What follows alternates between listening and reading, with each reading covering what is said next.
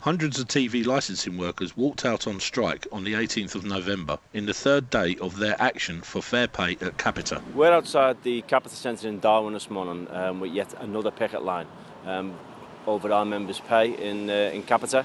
I mean, what we've got here is a company that's still refusing to negotiate seriously over our members' pay.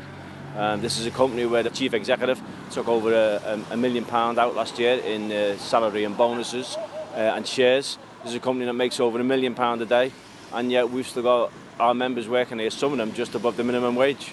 CWU Senior Deputy General Secretary Tony Kearns addressed the crowd and pledged the unions 100% support for the workers' struggle. There's no excuse for Capita to treat its employees unfairly, and so, as far as we're concerned, this is a last resort taking strike action. Members don't take strike action lightly, but we're hoping that they can see that the strength of feeling amongst our members. We had an overwhelming yes vote in the ballot.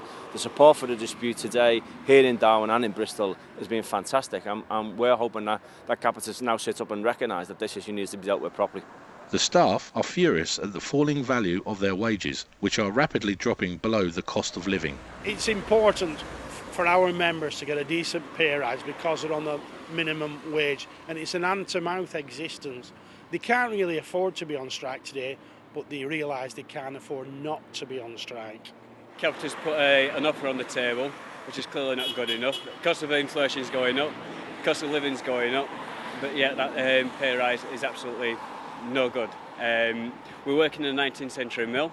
Does it mean that we have to be treated like 19th century workers? Alan West, CWU representative in Capita, told us. Capita, who run the TV licensing and have done for the last 9.5 years, have offered something around half the rate of inflation to these people.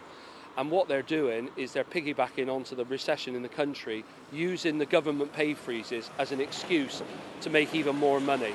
People that work in the field office are employed on £11,500 a year. That's now gone up by a small amount because of the imposed pay rise, but those people are on something like half the amount of money that the people that were TUPE transfer from the post office were on.